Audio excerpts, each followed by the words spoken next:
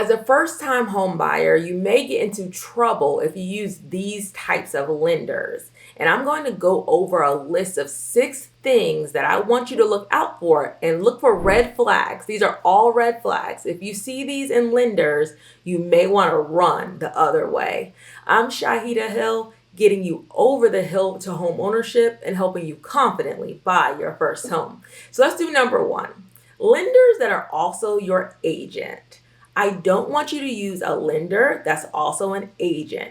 And I find a lot of people are doing this. I guess lenders want to, agents or lenders want to double dip. They want to represent you as their lender and they want to represent you as their agent. I want you to separate those two things because what will happen, it's highly recommended that you do at least 3 lender quotes. But a lot of times, if you are using your agent is your lender, you feel kind of conflicted as to if you should get another quote, and you often should.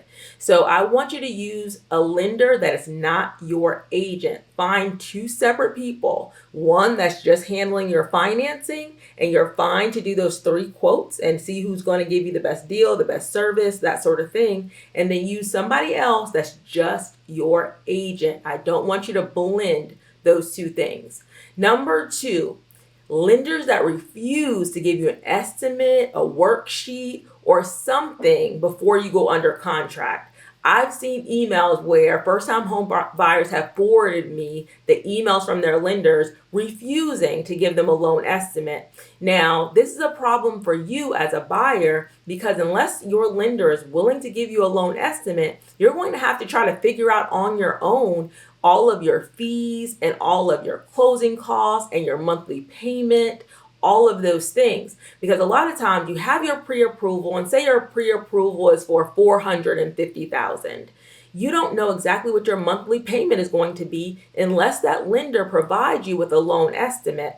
So you want them to give you a loan estimate of your taxes, your insurance, your principal, your interest, any other fees that might be involved, how much they're charging you, if there are any points involved in your loan. You want a full loan estimate from the lender. They may call it something different depending on the lender. They may call it a loan worksheet or something like that.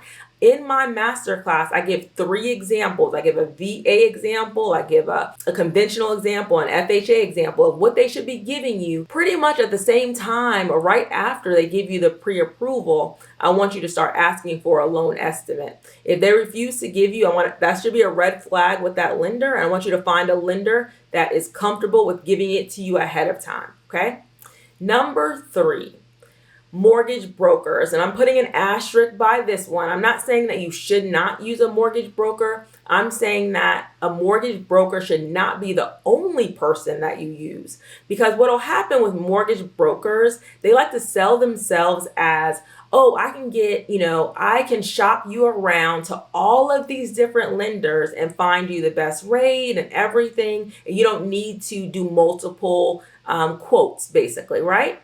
But a lot of times you'll find with mortgage brokers, they may have access to hundreds of lenders, but they only use 1 or 2 pretty consistently. And so you still want to make sure that you are quoting one. If you're going to use a mortgage broker, quote with them, then find 2 other lenders that you're going to quote with. Because again, mortgage brokers, although they have access to maybe multiple people that they could, run your mortgage pre-approval with, they typically go ahead and use the same people over and over. There's one lender that does, I think, like 70% of mortgages right now. So you just want to make sure that you are not just saying, I'm just going to a broker because the broker has access to all of these other lenders.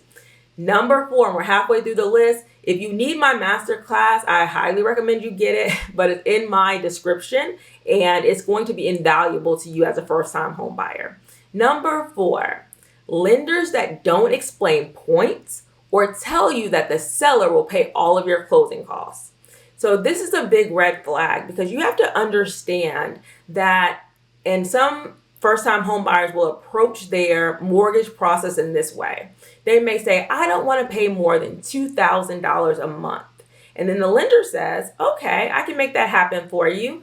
I'm just going to buy down your rate, to say rates are 7%, I'll buy down your rate to 6%. And then that's going to cost you a certain amount of money to buy down that rate. And they'll tell you, just make sure whatever home you buy that, you ask them for $10,000 in closing costs. And that may put you at a disadvantage if there's a competitive situation or that seller does not want to contribute that much to your closing costs. You need to make sure you understand if you're saying that you're going to, you only want to spend $2,000, then what mortgage amount or what home price does that $2,000 buy you? And then have them run, like you said, those loan estimates that say, okay, this is how much I have. This is what I want to do. You might need to get a less expensive house if you're not able to find a seller that's willing to cover that much of your closing costs for the house that you want. You will be able to find some sellers that are more motivated to get their home sold, more motivated to pay your closing costs, but is that the house you want? Because the homes that you typically want may go under contract very quickly and be more competitive. So just be mindful of that. Have those conversations with your lender because it may not be a definite that the seller of the house that you want is willing to pay all of your closing costs. Number 5, major banks. I'm talking about Wells Fargo, Bank of America, and Chase. It's not that they are necessarily bad lenders to go to. Again, they should not be your only choice. A lot of times I found that they're a little bit slower because they're so much larger. They don't just focus on mortgages. And you'll find sometimes their interest rates are higher. Sometimes it's harder to get in touch with somebody there. They're just maybe just too big to, have really great customer service. So if you're thinking about going to a major bank, I definitely don't want that to be the only place you go. Get a major bank quote and then 2 other lender quotes as well. And I talk about in a lot of my videos, I'll post them in the description of this video, how I would advise you to go about choosing those 3 lenders. But just don't make a major bank your only quote. And then lastly, I want you to avoid lenders that just say, you don't worry about, marry the house and date the rate. You can just refinance in about a year. Lenders don't know when you're going to be able to refinance because they don't know where interest rates are going to be. So I've done this video about when it makes sense to refinance, and you should be watching that next. Thank you so much for watching, and please leave any questions in the comments.